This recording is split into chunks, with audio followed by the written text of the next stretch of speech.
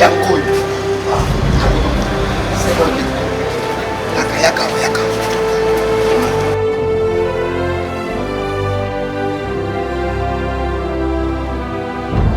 Awa, imprimerie Solution Africa. L'imprimerie Solution Africa.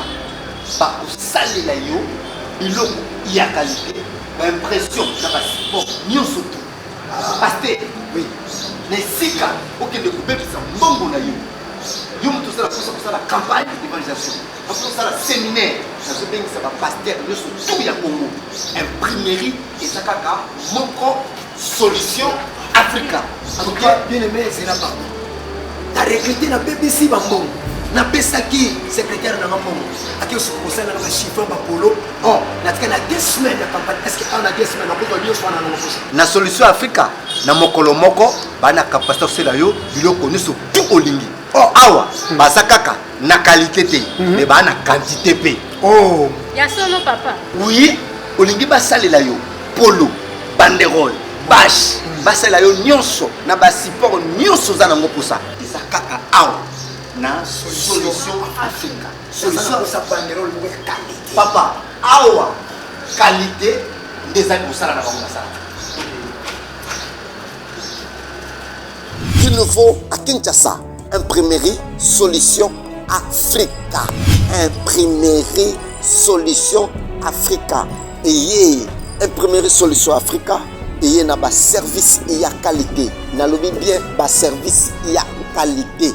Maman, papa, pasteur, honorable, monsieur le président, quoi que ce soit, l'organisation, Ouzana Bosenga, Basale la yo, Basale la bino, biloko ya qualité, ya yaka mbangu na imprimerie Solution Africa.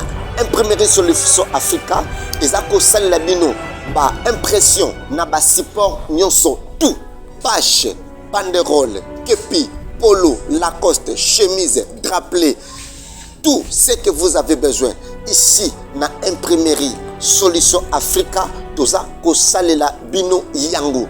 Kimambango na imprimerie Solution Africa. Solution Africa ezwami na commune ya Gombe. Tu le dis bien, Solution Africa ezwami na commune ya Gombe. Juste na rond-point Kinmazière, avenue Tombalbay, numéro 12. Pour contacter l'imprimerie Solution Africa, appelez-nous au plus 243 90 49 27 384. Je dis bien, plus 243 49 27 384. Solution Africa, il y a une solution pour nos problèmes.